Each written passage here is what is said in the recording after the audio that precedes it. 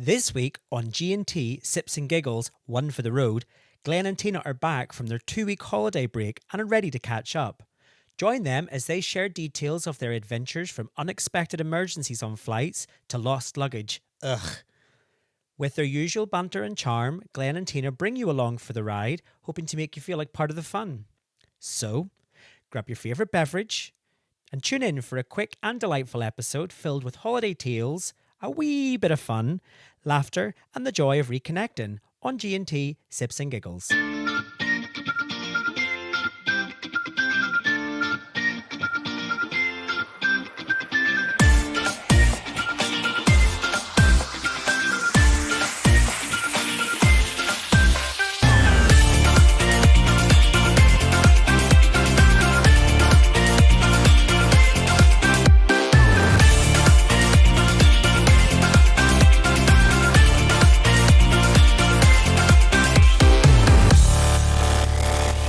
Hiya, honey. Hello.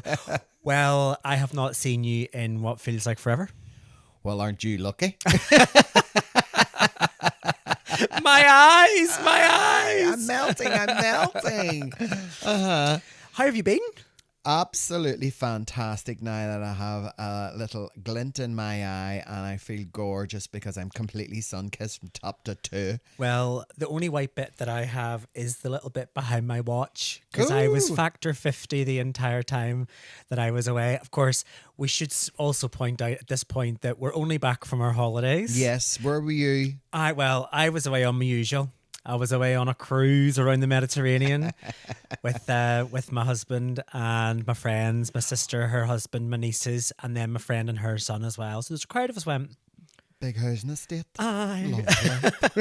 Cruising around the housing estate. You don't come from a housing estate, love that No, much. I do. well, I Not mean, that there's anything wrong with living in an estate. I lived on an estate. Born reared. Now, do you remember that gig that we done in Carrickfergus where I disclosed that I was from Carrickfergus? You did. And I mentioned the estate that I was from. You and did. There was a sharp intake of breath when I mentioned that I was actually from that estate. Yeah. People were like, oh my God, no, I never would. Here, but listen, Wow. Where did you go? Well, where do I ever where do you think I went? You went to the one and only, the Gran Canaria. Yes, my second home, Playa del Ingles. So I did, and I messed up my bookings, and I ended up, instead of 1 week's holiday, I got 2. Now wait, did you have to pay for both? Well, you say yes, I did, but my intention was I booked the 21st to the 20th of July. Then I soon discovered, this is back in January, by the way, of 2024, and then I found out about 2 weeks later when Belfast Pride was. So I went in and I rebooked the 28th to the 4th of August with all the intentions, took all the bookings for work, took everything and thought, great. So 3 weeks before the holiday, I was, I'm going on the 20th. That's the day after the parade, blah, blah, blah. And then Jet2 sent me a text to say, we have cleared the rest of your deposit. Look forward to seeing you on the 21st of July. And I thought, oh my God. So I rang them up and they were lovely with me and they said, look, we're really sorry, Tina, there's nothing we can do, love, because you've left it too late. I forgot to cancel the first week, basically. Elderly brain. Absolutely. This is it. You go ahead and pick on me because I'm old and beautiful. You go right ahead, son. I'll never win this argument. I'll never win, so I'm not even gonna. Anyhow, Jet2 were lovely because I had requested something that had never been happened before. So I said, what are my options? If you cancel, you lose £1,000. Jeez. I asked for vouchers. No. I asked, can I move it? They can only move it closer. And I thought, no. And I said, you know what? Can I have a 2-week holiday instead of 1? And they went, leave it with us. Stay in the lane. So stayed on the lane. And they came back and said, yeah, you can. Because everything else was the same. The coach transfers, the hotel. It wasn't like I was going to 2 different places, you know. So I took the fortnight. Wow. I can't believe that you did that, to be fair. I know, near You forget that you book a week's holiday. I'm living for it. I'd literally have a countdown in my phone saying 319 days until we go away. Ask me when I'm going away again. When are you going away again? 4 weeks. You are not. For the love of Ask goodness. me where am I going. Where are you going? Ask me going. Gran Canaria. You are not. I am. You have the life for Riley, you do. Listen, I tell you something, love. with one wee goddamn cotton picking man. I have worked my fingers to the bone. Did you have? And I'm just, this is, you know that old saying, work hard, play harder? 100%, yeah. Honey, I'm winning the game. Well, you're just right. You're just right. You put the work in, so Absolutely. you're now... That's why I'm single. That's why I have no children. That's why I've got very little responsibilities, except for my mummy, of course. Of course. And we thumper. Let's not And forget I make Mummy sure Life that Syndrome. I have all my ducks in a row. This one's for pure bent, and is there a pentacast, the crossing the T's and the dot my I's before I go anywhere. And I ensure that everything in that capacity is all sorted out. Appointments and care and everything else, you know. So, but we have wonderful things like FaceTime these days, and communication is so much quicker, easier, softer, and usable, especially for a lady in her 80s. So yeah, I make sure that's all done. But yeah, 4 weeks time, hola, and here they'll be. Oh, in the name of God, Tina, you never even let the door close. Now, can I just check? Have you checked to make sure that we don't have any gigs lined up? Yes, I have. I've triple, double, quadruple checked. Because that's one thing we always do in our schedules, you and I, when we meet and we go, right, okay. When you go, and then I come back again in November, and then I come back again on the 29th of December. Start as you mean to go on. Absolutely. It's becoming a second home for you. Yeah, well, and you know what? I'll take it. Absolutely. I'll take it. Belfast will always be my first home. But I think when you have somewhere, when you've worked hard, played hard, and if you're happy enough with where you are, that's your roots, that's where you've planted your tree, and your tree's growing beautifully, by all means. However, if you want to branch out a wee bit and have something that's yours that you can go to when you want, that's my dream. I definitely want to get a place of my own out there, instead of paying for accommodation all the time. No, 100%. I mean, so if anybody out there with $250,000 can help me out, can we start a GoFundMe? We go for Miss Tina Legs. I know they're not saying GoFundMe. I know what they're saying. They're saying something else, love. Oh dear, it's not fun. Well, I think whenever I get to the point where I'm out of work and my dream is to just travel the world. I want to sail the world. I want to go on all the itineraries that I've not been able to go on. Because, as you know, my husband is a primary school teacher. He is. And Gladys. The holidays are great, but they're the most expensive time to travel.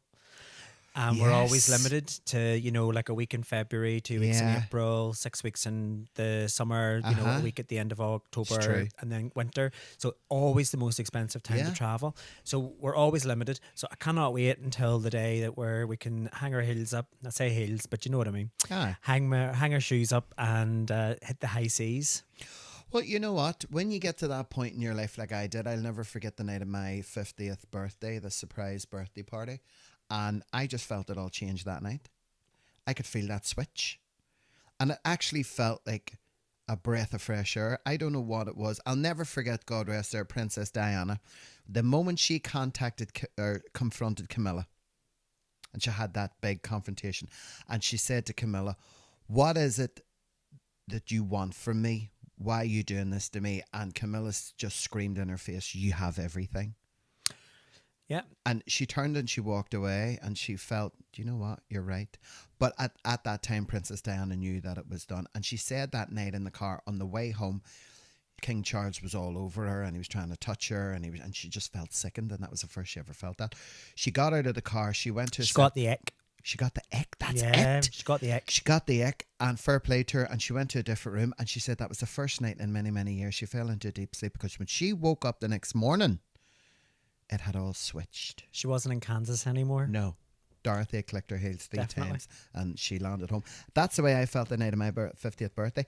And for the next 2 or 3 days, I don't know what it was, but I had embraced me moving into my senior life.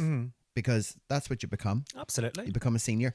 And I thought, I was so glad because of my mindset. It's still the same. It's never going to change. Yeah.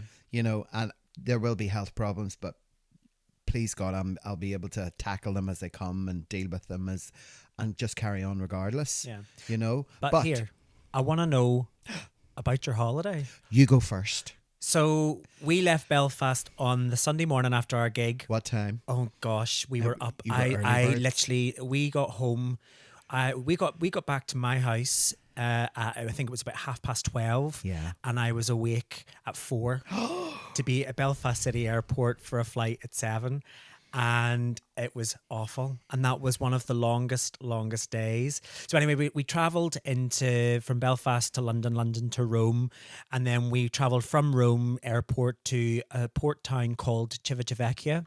And that's where most of the cruise lines start. So we actually arrived a couple of days early, which was great because we were able to sort of go and explore Rome. However, BA left our cases in Terminal 5, and of course our cases didn't make it on the plane to Rome. So this was a whole drama because we were obviously going on a cruise, and Oh my it's not like we're God. staying in the same location every day. We're You're somewhere going different. somewhere different. So it just added a whole drama to the holiday straight off the bat. What Now- happened? Well, Did you get them? they emailed us before we'd even landed in Rome to say, whoops, we forgot to load your cases onto the plane.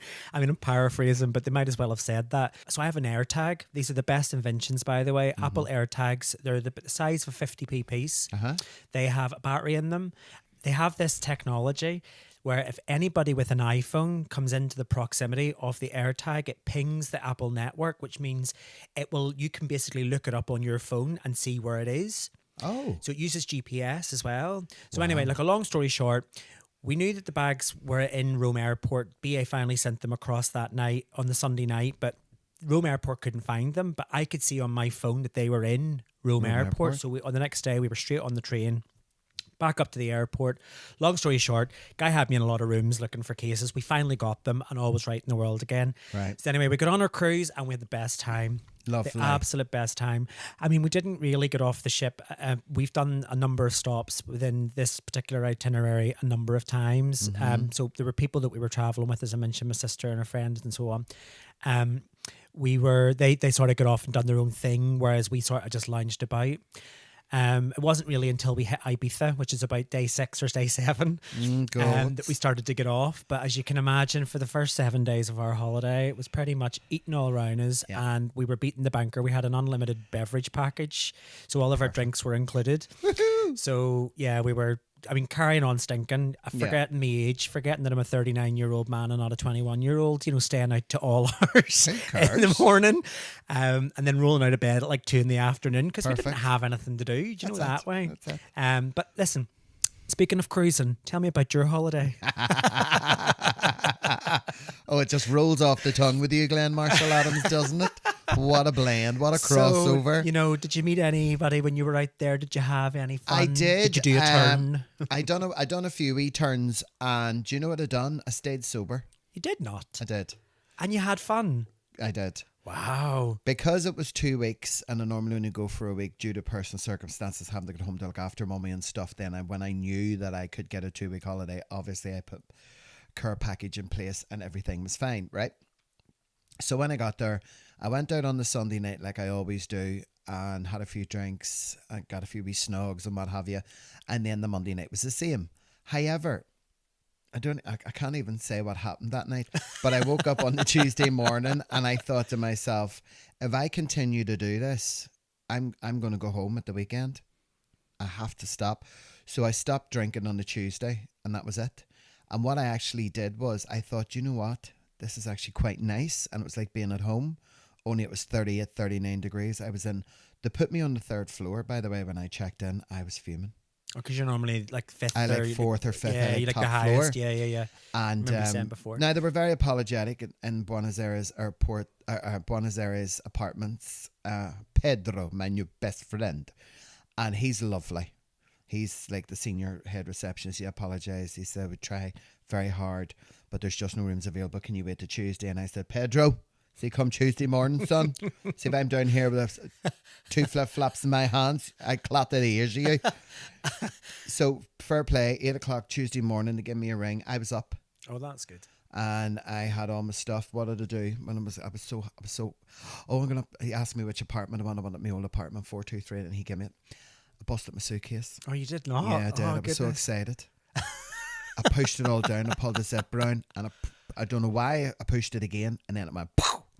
So anyway, I went up and I moved into my new room and I loved it. And I stayed sober the entire holiday because in my mind I thought I want to see what Do you this think is as well like. part of this was because you were traveling on your own and, Yeah, I always travel on my own mainly because I love my own company. but I mean, if you're going out there, because you normally would go away sometimes with the likes of Kathy and Jake and your group Jake of friends, and where Sammy. if you were going to go out, you can all let your hair down. There's no man left behind sort of mentality. Everybody gets home or no one gets home. Do you know Yeah. that way? Do you think that part of that is that when you're out there on your own, you sort of do need to maybe take a bit more care of what you're drinking?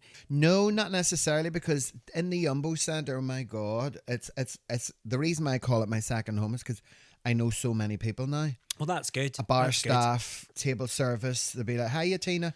Even when I'm not dressed, it's always Tina. And there's quite a few people there from here in Northern Ireland who are now living and working over Right, there. okay. And So you've got plenty of local faces or absolutely, friendly faces anyway. And to even sorta- some of the nights, I thought to myself, do you know what? I'll put something nice on me. I'll have a nice wee shower. I'm going to put something nice on me, and I'll go for a walk round. And I'll go round to 2 or 3 different wee bars, have chats, and have a JC. Well, where do you hear this? Nobody in their lives over in the Jumbo Centre in Gran Canaria had ever heard of a JC. They all thought it was Jack Daniels and Coke. And I had to say, can I have a JC, please? No, it's not Jack Daniels and Coke. And they were like, well, what? Not asking for Jesus Christ. And I said, it's JC. And they were, well, what's in it? Pure and Jamaican lemonade. And they were like, well, why do you call it a JC? And I was all, it's a Jesus Christ. It's like, there's no alcohol. Jesus Christ, there's no alcohol in that. And do you know something? There's about 5 or 6 people drinking it now. Miss Ash, older drag queen, and her husband, Tony, they're both Brummies from Birmingham. They were having their Sunday lunch the other week, and I called round for a wee dander, and they were sitting having a big Sunday roast. And Oisin came out from behind the bar and he says, well, Tina, what are you having, a wee JC? And I was like, yeah. They thought I was having a Jack Daniels and Coke until he sat it down. So I said to Miss Ash, try that and see if you like it. Oh, she loved it. And then I said to Tony, and then both ordered one, and they kept going, hey, Babs, that's lovely, Babs. So then when I went up to Sparkles, a couple of them were like, Tina, what's that you're drinking? So they let them taste it. And it's just a nice wee soft, refreshing drink. So, but the weather. Wow. 38, 39, 40, 41 degrees. Roasting. I loved it. Tell me about it. I know. Mediterranean, it was not much different. We got off on a number of stops. When we got to the Seville, thank goodness for the super narrow streets in Seville where they were naturally casting in shadow. Do you know that way? It was really, really warm. Very intense heat. I mean, as I mentioned already, I was factor 50 the entire time. Still pasty white. 30.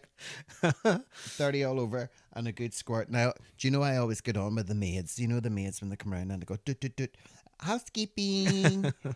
And do you know God love her name was Petra. Petra. And me and her were going on so well. Now, I'm not being funny when I say this, but it was funny.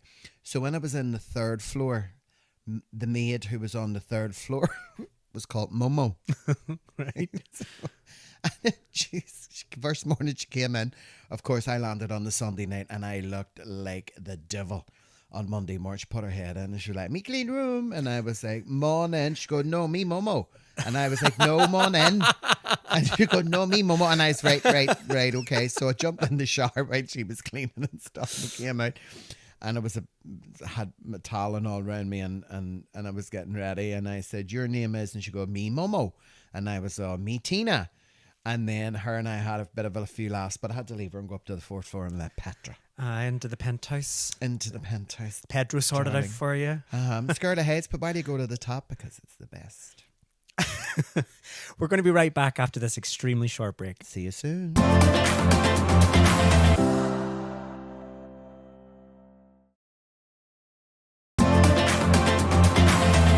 We're back. Welcome back. You're listening with me, Glenn. And me, Mademoiselle Tina Legs Tantarum. She's still in her Spanish era. I thought that was French. It is. You buck agent. And here's me just back from the south of Spain, I know. the south of France, and Italy. You think I'd know the difference between them? Yeah. Jeez. Here, do you know what I was going to say to you? Do you know when you get off the plane when you come back? It was, Isn't it gut wrenching? well, it was pretty grim. When we landed in Belfast there 3 days ago, on Sunday there, the rain was coming down slanty ways. yeah. There's nothing more depressing. For me, being the pasty way, I do appreciate cool weather, but the rain it's just, oh, it's grim. It's grim. Well, we had an adventure because, and I have to give it to Jet too, they were fantastic. So we took off and it was a full flight. And then 20, 30 minutes into the flight, I noticed the air hostesses were running up and down the plane. And then a call came out. If there's any nurses or doctors on board, could you please make your way to the back of the plane? So then nobody really knew what was going on. The seatbelt signs came on and they told us all to sit, not to worry. And I thought, oh, here we go. So 20 minutes later, the captain came on and apologised because we would have to land urgently in Portugal. Oh, goodness. In Lisbon. And everybody kind of sort of was looking at each other. And so it turns out a lady at the back of the plane, she had breathing difficulties and she was really raspy. It never happened to her before. It just came on her. And so we landed in Portugal and silently I said a wee prayer for her because I thought to myself, you know, whoever it is. And I didn't know she was only 3 seats behind me because I was sitting 29F. As you always do. Yes. As you always do. And she was just sat there and I don't think she was embarrassed. I think she was just more concerned. And her husband, she wasn't that old either. Like, so anyway, what I found out was when they came on board, Portugal straight in, put the steps up, they ran in, they put the heart monitor on her, but it was up to this. It's not up to the captain who is allowed on the plane. It's up to the air stewardesses. Okay. Air hostesses. They have the last call. Okay. Do you see when she says you're off this plane? You're off that plane. Flip, right, okay. And so as they took the lady off the plane and everybody was like, hope she was okay. And I don't know who she is and I really do hope she is okay. Then that took about 40 minutes. And then what did they forget? Her suitcases. Oh, God, no. So then we had to wait another 40 minutes till they found her suitcases in the bottom of the plane, which they did. They located them and then off they went in the ambulance and then we took off again. So we're about 2.5 hours delayed. But when we were up in the air again and we were coming toward the end of the flight coming into Belfast, I went to the back and I was coming out of the toilet. And the air hostess was looking at me and I said, did you get your photograph taken with me? And she goes to me, where do I know your face from? I was like, here, just look at your legs. I went, well, do you know something's funny? You should say that, love. So anyway, her and I got chatting and stuff and I told her about Tina. Were you wearing your hair a different way or something? Were you not wearing your wee Primark number? No, at a balaclava. So just look at your legs. So we got chatting and stuff and I'd said, is the lady okay? And she said to me, when they put the heart monitor on her, her heart was fine. But she said, I felt awful having to do what I did. She says, but it was my call. But my fear was that if I had took a chance and flew on to Belfast, there was another 2.5 hours to get there. She said, I would never have forgiven myself if something had went drastically wrong. She said, so I just put her down as a flight risk. And I said to her, can you do that? And she said, oh yeah, it's up to me. And I was like, right, okay. So I never knew that, you see. Yeah, I would be the same. I typically thought that it would have been the captain who had the final say. No. Maybe it varies between airlines and, yeah. you know. Well, if you think about it, you know when the air hostess comes out and she's nice, if there's an incident and they try to calm it down, or if someone really needs to be removed from the plane, it's them who get the brunt of it. They're the ones out on the floor, if you know what I like. Yeah. The captain doesn't feel any of it. He's responsible for flying. But the other staff are responsible for everybody's health and safety. So if you've got one person, even maybe being too drunk or too silly or too argumentative or demonstrating, you know, that they're becoming a hazard, then if they say, right, land the plane, get them off, that's us, we're done. I'd love to have that authority. Oh, I've been mincing up and down that ale. I'm telling you, I'd be like your big I mean, technically, you could just treat a nightclub like that or a bar like that. yeah, I would. You Out. I'd be like, what are you doing in here? Move. Yeah, definitely. So you know what? Do you remember we done a podcast not that long ago, and we were moaning and yapping about certain things that have happened while we were flying, and you had a problem with your baggage, and why do people? What was that you were talking about? I was talking Remind us. about gate lice and belt lice. These are the people that unnecessarily, like, literally box in the either the entrance when you're boarding the plane or they box in the baggage belt. It's like, rather than just take 3 steps back and Yeah. wait until their bag comes out, they make it increasingly difficult for you to actually get in to lift your bag off. Yeah. So you're right. I did have a bit of a moan about that. Well, what I noticed on the way back was, and I don't ever want, I'm not going to yap and moan about flying anymore, because look what happened to me and look what happened to you. And when I had the incident about the 2 seats, I think it's karma. Is that what you're saying? total karma. But what I noticed was Belfast International Airport, when you're flying back at like 4 o'clock in the morning, one other flight had landed from Dalaman and ours had landed from Las Palmas, Gran Canaria. There are only 2 belts. 2 belts to collect your luggage. 2 belts. And there was a Jet2 rep there. And one sign said Dalaman and the other one said Las Palmas. But nobody knew which was which. So I said to the Jet2 rep, don't want to have any bad luck for this. I know there's only 2 belts, love, but could you tell me which one is going to be Las Palmas? And she went, well, if it isn't that one, it's that one. And I swear, I'd never raised my hand to a lady, but I was like, do you know what? You deserve that for asking a stupid question. But here's what happened. All the ones from Gran Canaria went to stood at the first one, thinking they were all coming out on that one. So everybody was walking from belt number 1 to belt number 2. Was there not like a screen up that sort Yeah, of there says? was.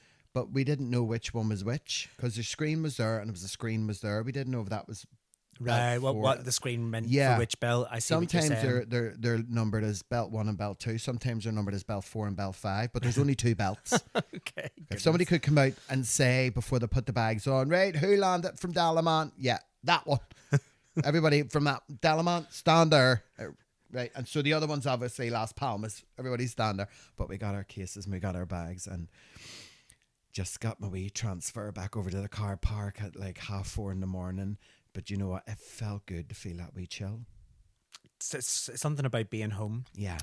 So I just want to very quickly rewind. Last week we put out an episode called Child of the Troubles. We did. And the week before that we put out our Pride special. We did. Both very well received. So thank you, listeners, for the people that took the time to get in contact with us to thank us for putting those episodes out. Thank you. On the back of that, we've actually set up a Patreon. And this is where you can support both Tina and I, if you wish, or you can just follow us for free. We do have paid membership tiers, and we've called those tiers London Dry Gin, Bombay Sapphire, or Jam Jar. And for a set fee every month, you can buy myself and Tina a drink.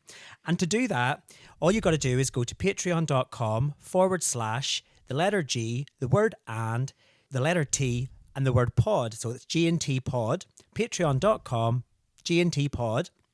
And on there, you can sign up. Very, very straightforward. And for your subscription, you'll get things like early access to your episodes. You'll also get community access, so patrons only, WhatsApp groups. Shout outs on our podcast for those people who support us. We'll also give you voting power if you want to decide on upcoming episodes. Exclusive digital download content as well, things like stickers, gifts, and more. You'll be able to participate in Q&A sessions that Tina and I will run. We'll also give you exclusive behind-the-scene content. Not only that, you'll be supporting local, so you will be supporting Tina and I as local content creators. And the higher up the tiers you go, the more perks you get. In our Bombay Sapphire, you'll get discounts to Drags to Riches, G&T Karaoke, and Crazy Bingo. Of course, T&Cs apply.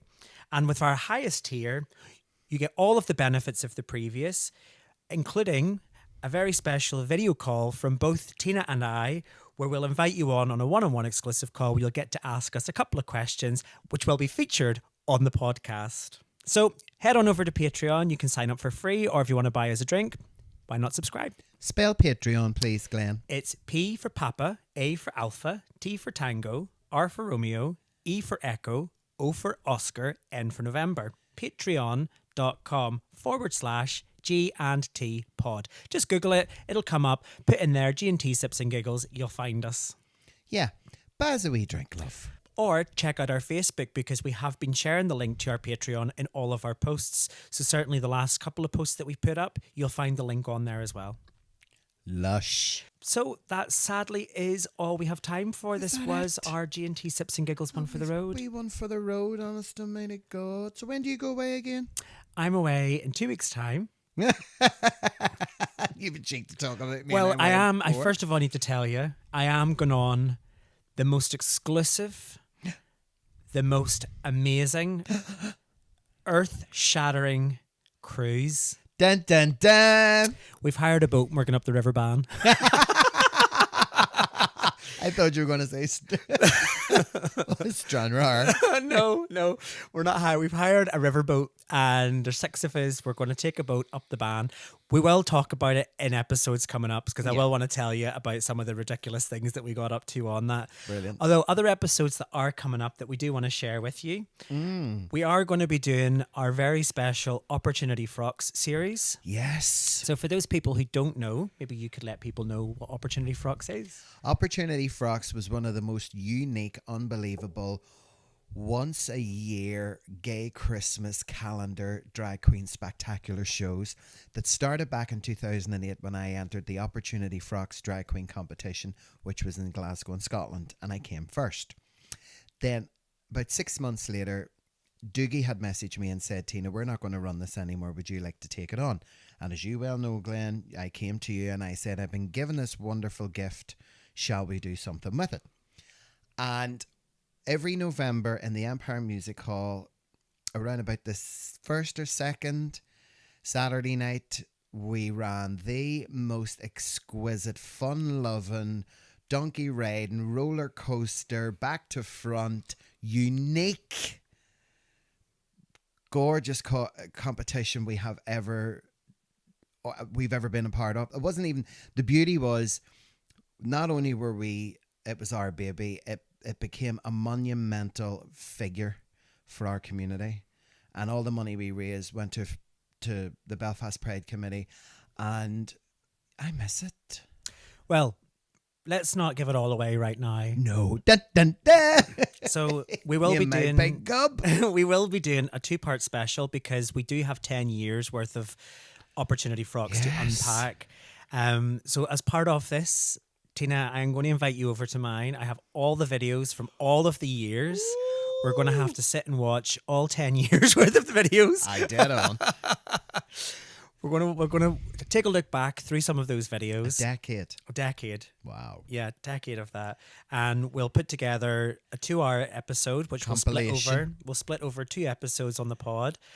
Really dissecting and just talking about what it was like at the time, what your memories were, what my memories were, just to sort of relive that, because I know that people would be interested in knowing. Do you know what I would love to call that episode? Nah, that's what I call drag. What the frock? Yeah. Oh my God, you remember me and everybody saying it? I was even getting into the gym and people were in the showers, having a shower, and I got them to, when I opened the door on them, they just turn around and they were covering their bits saying, what the frock? Oh, it was powerful. So anyway, that's still to come, the next couple of episodes. So that's next week. So we will be doing Sip and Share and Iconic Tonic. So don't forget, if you want to get in touch with us or you have a question, maybe you've got a confession, maybe you just want to know a bit more information about a particular subject that we've been talking about. Get those saucy questions, and we love it when the followers and the listeners and even the people who listen and tune in for the first time want to know more. And you can contact us on all of the links that are provided through all our social media platforms, and you will find the WhatsApp group there. And just send us even a silly question. If there's everything you ever wanted to know about Glen or I, or drag queens, or our community, or me being a living legend after winning the Lifetime Achievement Award, presented to me by the Belfast Pride Committee. Shameless plug. Anyway, until next week. Yes. Chin chin! Don't forget to follow us on Instagram at G&T Pod. Also, thank you to those people that took the time to write in a question. If you would like to write in a question or send us a voice note, you'll find the details in the description of this episode. And of course, if we haven't already asked enough of you, please subscribe and leave a review, but be kind. Much love, G&T.